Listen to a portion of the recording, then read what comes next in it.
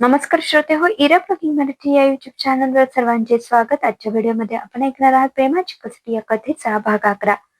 नीता, हा 12 miss call आहेत. त्यात शेवटचे 2 मिस कॉल आहेत. त्यात तुझाही एक आहे आणि एक दुसरा विशालचा आहे. हो, आज त्याने फोन केला होता. बाबांनी उत्तर दिले. बरं ठीक आहे बाबा, घरी आल्यावर बोलू. मी स्कूटी चालवत आहे. नंतर बोलते, असं म्हणून तिने फोन ठेवला. बघ, बाबांनी आत्ताच फोन हातात घेतला आहे. ते मीटिंग मध्ये होते. तू ऐकलं ना? बाबा त्यांच्या सरांशी बोलत होते.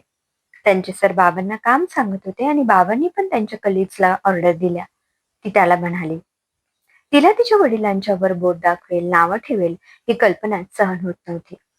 नाही, तुला दाखवायला त्यांनी असा बनाव केला आहे. तो पण तितक्याच जिद्दीने म्हणाला. विशाल, मला काही माहित नाही. मला सांग, तू माझ्या बाबांना कधी भेटणार आहेस? तू त्यांना कधी सांगणार आहेस? तू या कसोटीसाठी, या परीक्षेसाठी तयार आहे ते? तिने विचारलं. नाही, तो म्हणाला. पण का? यात आपलं काहीच नुकसान नाही. तुला आपल्या प्रेमावर विश्वास नाही का? ती पोटतिडकीने विचारत होती. माझा फक्त तुझ्यावर विश्वास आहे. तुझ्या आई वडिलांच्यावर नाही. आज तेही 3 वर्षांनी परीक्षा द्यायला सांगत आहे. उद्या अजून कोणती तरी अट ठेवतील. असं अटी शर्ती नको आहेत, विशाल म्हणाला. तुझ्या आई वडील काय म्हणाले? आई तर या लग्नाच्या विरोधात आहे. तुझ्या आई वडिलांच्या अटी शर्तीच अशा आहेत की काय बोलावं. लग्न म्हणजे काय सर्कस आहे का? तुझे वडील रिंग मास्टर, जे ते सांगतील त्याप्रमाणे मला करायला हवे? नाही, मला हे कदापि जमणार नाही. मी एक मुलगा आहे. मलाही माझा स्वाभिमान प्रिय आहे. मी कोणाच्याही इशाऱ्यावर नाचणार माकड नाही. तो निक्षून सांगतो. अरे तू त्यांची बाजू पण समजून घे ना. त्यांनी तुला नुकसान होईल असं काही करायला सांगितलं आहे का? अरे ज्या गोष्टी आपण लग्न झाल्यावर करणार आहोत, म्हणजे आपलं स्वतःचं मोठं घर, करिअर, भविष्य, तेच तर ते करून दाखवायला सांगितलं आहे ना. या 3 वर्षात मी माझं शिक्षण पूर्ण करेल. मला घरकाम करायला जमत नाही. मी तेच करायला शिकत आहे. तसंच तुझंही आहे ना. तुझ्यावर पण एखादी घराचा कारभार सांभाळण्याची जबाबदारी दिली आहे. कोणत्याही संकटाचा सामना करता येईल इतका अनुभव आपल्याला मिळेल. तू ही बाजू का नाही लक्षात घेत? ती त्याला समजावत होती. हे बघ, हे तुझे विचार नाहीत. हे सगळं तुझ्या वडिलांचं मत आहे. त्यांनी शिकवलेली पट्टी तू बोलत आहेस. तू मला सांग, तुला माझ्याशी लग्न करायचं आहे की नाही? हो, करायचं आहे. मला तुझ्याशी लग्न करायचं आहे. तुला माझ्याशी लग्न करायचं आहे. आपण दोघंही नोकरी करतो. आपण आपल्या पायावर उभे आहोत. कायद्याने सुज्ञान आहोत. लग्न करू शकतो. मग यात या अटी शर्ती कुठून आल्या? हो, तू बरोबर बोलत आहेस. मग कधी करायचं लग्न? मी तुझ्याशिवाय नाही राहू शकत का? तो तिचे हात हातात घेऊन म्हणाला. पण आई वडिलांच्या मर्जीशिवाय? ती चाचरतच म्हणाली. जगात सगळेच प्रेमविवाह आई वडिलांच्या मर्जीने होतात का? नाही ना. सुरुवातीला स्वीकारायला नकार देतील, रागवतील, चिडतील, पण एकदा लग्न झाल्यावर स्वीकारतीलच. तू काळजी नको करू, तो म्हणाला. बरं, पण फक्त 2 वर्ष तरी थांब. का? मी एम.कॉम करत आहे. माझी परीक्षा संपली की करू लग्न. लग्न झालं म्हणून मी तुला पुढे शिकायला मनाई थोडीच करणार आहे. आपण लवकरात लवकर लग्न करू, म्हणजे सगळे प्रश्नच संपतील. तो तिला समजावत होता. ती विचारात पडली होती. काय करावं? तूच विचार कर. त्यांच्या अटी कशा आहेत? दिसायला फक्त सिम्पली 3 वर्ष एकमेकांपासून दूर राहा. काम करा, स्वतःला सिद्ध करून दाखवा. काय तर म्हणे करिअर करा. अरे करिअर काय मॅगी आहे का? 3 वर्षात यशस्वी होऊन दाखवायला? खरं तर त्यांना मी पसंत नाही. त्यांना तुझं माझ्याशी लग्न करायचं नाहीये. तू त्यांची एकुलती एक मुलगी आहे. तरी देखील त्यांनी तुला नोकरी करायला लावलं. तूच सांगितलं ना, त्या दिवशी तुम्ही उटीला फिरायला गेले होतात तेव्हा तुला एक जॅकेट आवडलं होतं. पण त्यांनी तुला विकत घेऊन दिलं का? पैसे नव्हते असं नाही ना? पण मनातूनच घेऊ द्यायचं नव्हतं. म्हणून तर असे वागले ना ते. तूच विचार कर. हे सगळं साधं सिंपल आहे. With lots of hidden term and condition. Vishal तिचा ब्रेन वॉश करत होता. पण मला एम.कॉम करायचं आहे. त्याशिवाय लग्न करायचं नाही. तू निदान 2 वर्ष तरी थांब. मी बाबांशी या विषयावर बोलते. तू रविवारी घरी ये. आपण एकमेकांशी बोलून याचं सोल्युशन काढू, ती म्हणाली. हे बघ, मी आलो होतो. माझ्या कुटुंबाला सोबत घेऊन. मग काय झालं ते बघितलंस ना? तुझ्या आई वडिलांना मी जावई पसंत नाही, म्हणूनच तर त्यांनी लग्नाच्या या अटी घातल्या आहेत. बरं, एक अट पूर्ण केली तर लगेच दुसरी. मारुतीच्या शिपटासारखं आहे हे. तेच मी तुला समजावून सांगत आहे. तू ठरव, तुला काय हवं आहे. माझ्यासोबत पुढचं आयुष्य काढायचं आहे की असंच राहायचं आहे? अरे विशाल, समजून घे ना. त्यांनी कोणत्याही अवाजवी अपेक्षा केल्या नाहीत रे. ती त्याला हरतऱ्हेने समजावून सांगत होती, पण तो मानत नव्हता. तिचे शिक्षण पूर्ण होईपर्यंत थांबायला तयार नव्हता. किमान 6 महिने तरी त्यांच्या दोघांच्या राहण्या खाण्याचे खर्च उचलण्यासाठी काही तजवीज करायला. पैशाचा व्यवहार काढला तर म्हणतो, प्रेम म्हणजे व्यवहार नाही. आपण एकमेकांना साथ दिली तर आपण आपले स्वप्न पूर्ण करून दाखवू शकतो. मी माझ्या परीने तुला समजावून सांगत आहे. निर्णय तुला घ्यायचा आहे. तू ठरव, तुला काय हवं आहे. माझं तुझ्यावर असलेलं जीवापाड प्रेम, बाकी तर तू स्वतः समजून घेऊ शकते. विशाल, माझा निर्णय झालेला आहे. मी माझ्या शिक्षणानंतर तुझ्याशी लग्न करणार आहे. फक्त तुझ्याशीच लग्न करणार आहे. तुझं माझ्यावर प्रेम असेल तर तू माझ्यासाठी थांबशील. ती पण स्पष्ट शब्दात सांगते. मी पुढच्या गुरुवारी तुझी वाट बघत आहे. मॅरेज रजिस्टर ऑफिसमध्ये. सकाळी 11 वाजता भेटू. तू आलीस तर मला आनंद होईल. नाही तर मला तुझा निर्णय मान्य आहे. तो कॉफीचा शेवटचा घोट घेत म्हणाला. उठून उभा राहिला. खिशातून 1,000 रुपये काढून टेबलवर ठेवले. हे कॉफीचं बिल. मी नाही तुझ्यासारखा. त्या दिवशी माझा विचार न करता तुम्हाला सोडून निघून गेलीस. पण मी नाही तसा. त्याने तिला टोमणा मारला. असं म्हणून त्याने तिच्याकडे न बघता ताड ताड पावलं टाकायला सुरुवात केली. ती त्याच्या बोलण्याचा विचार करत तिथेच स्तब्ध बसली होती. तिला समजत नव्हतं कुणाचं ऐकावं ते. एकीकडे तिचे आई वडील तिच्या भविष्यासाठी कोणताच निर्णय चुकीचा घेणार नाहीत याबद्दल खात्री होती. तर दुसरीकडे विशालने जो मुद्दा मांडला तो देखील पटत होता. एकमेकांवर प्रेम आहे, एकमेकांवर विश्वास आहे, मग जगातले स्वप्न पूर्ण व्हायला काय अवघड आहे. ती याच विचारात घरी आली. आज तिला घरी यायला उशीर झाला होता.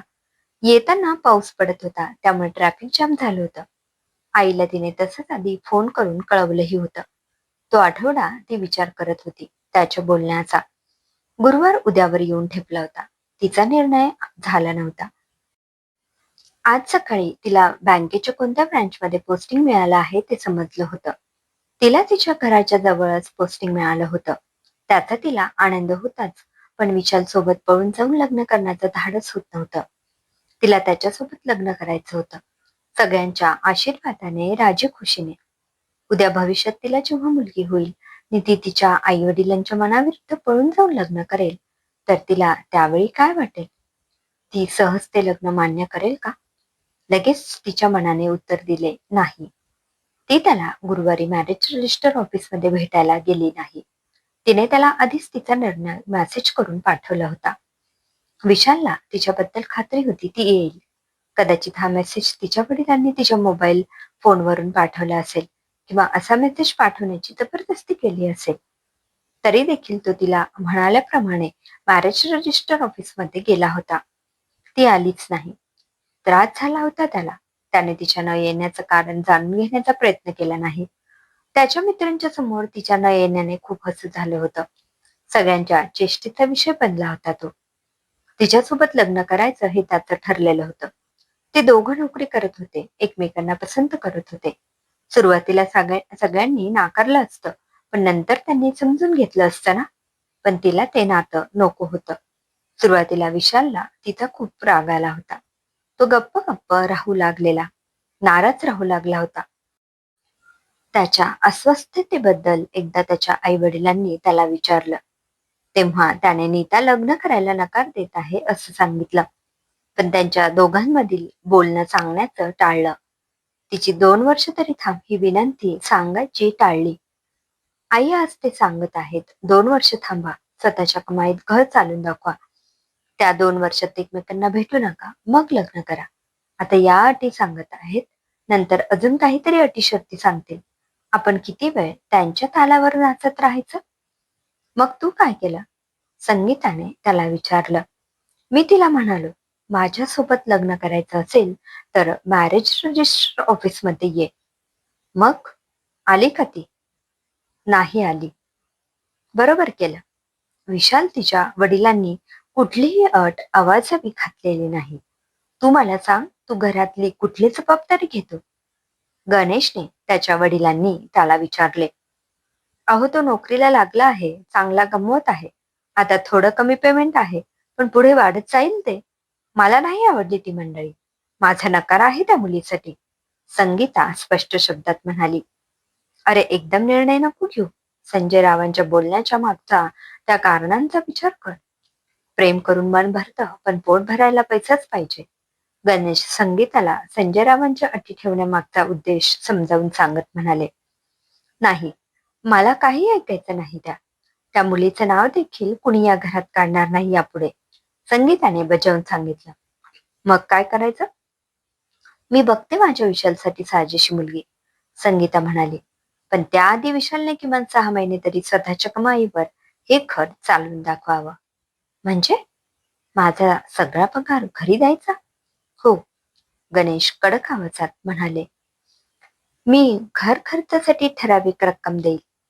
वडिलांचं वागणं बघून त्याने जरा नमतं घेतलं.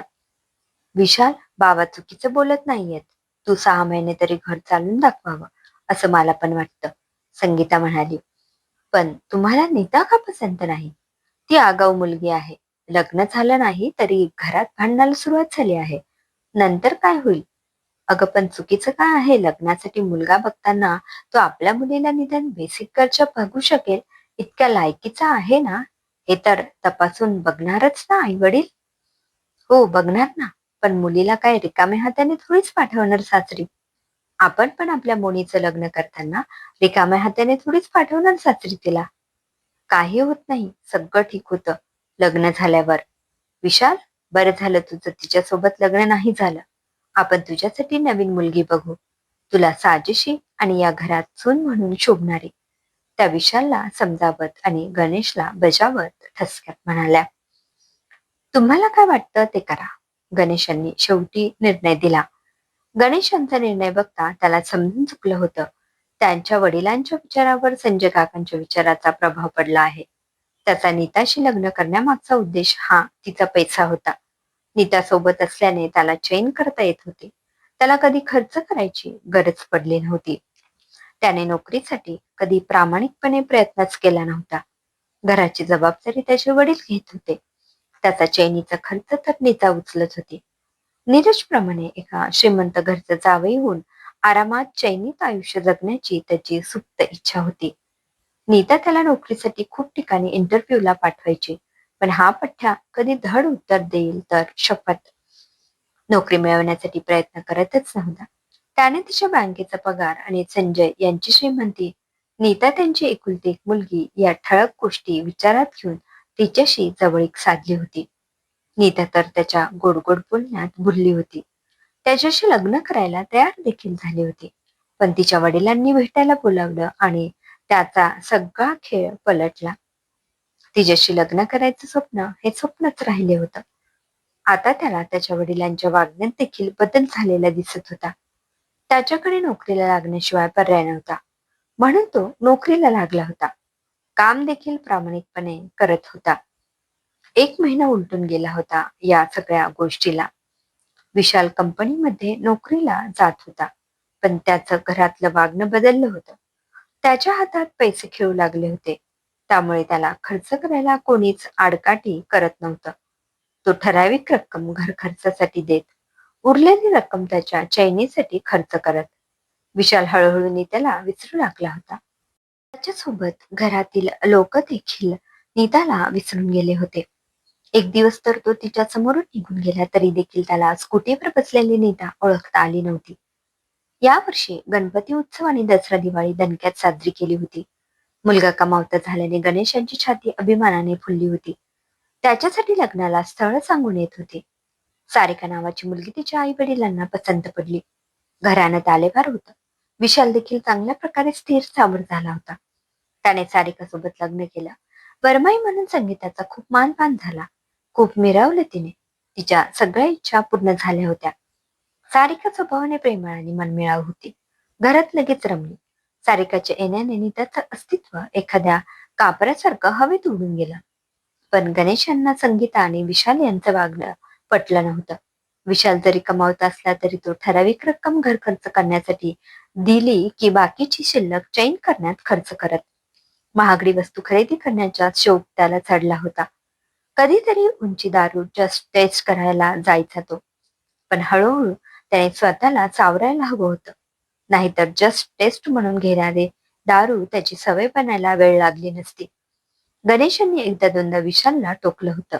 पण संगीताने त्याच्या वागण्याचं समर्थन केले होते. तो मोठा झाला आहे. त्याला त्याच्या जबाबदाऱ्या समजतात. विशाल फक्त पैसे खर्च करत होता, पण भविष्यासाठी काही तरतूद करायची असते हे विसरत चालला होता. त्यातून त्याला सांगून आलेलं स्थळ श्रीमंत घराणं होतं. त्यामुळे नकार देण्याचं काही कारण नव्हते. गणेशांना मुलीच्या कडून इतक्या प्रमाणात देणं घेणं पसंत नव्हतं. आई वडील मुलांना चालायला शिकवतात, स्वतःच्या पायावर उभेच राहायला शिकवतात. आयुष्यभर ते पुरणार नाहीत हे त्यांना समजावून सांगत असतात. विशालला ते मान्य नव्हतं. सारिकाच्या माहेरच्या श्रीमंतीला तो भुलला होता. त्याच्या वडिलांनी त्याच्या आळशीपणाला, चैनी वृत्तीला दुरूनच हेरलं होतं. पण ते स्पष्ट शब्दात विशालला या विषयावर बोलू शकत नव्हते. तिच्या वडिलांची ती तिसरी मुलगी होती. तिच्या वडिलांनी तिच्या लग्नात रुखवतात संपूर्ण संसार दिला होता. अंगावर दागदागिने घातले होते. विशालला फ्लॅट घ्यायला मदत देखील केली होती. क्रमशः लेखिका वेदा. श्रोतेहो, कसा वाटला कथेचा हा भाग कमेंटमध्ये अवश्य कळवा. पुन्हा भेटूया कथेच्या पुढील भागात. धन्यवाद.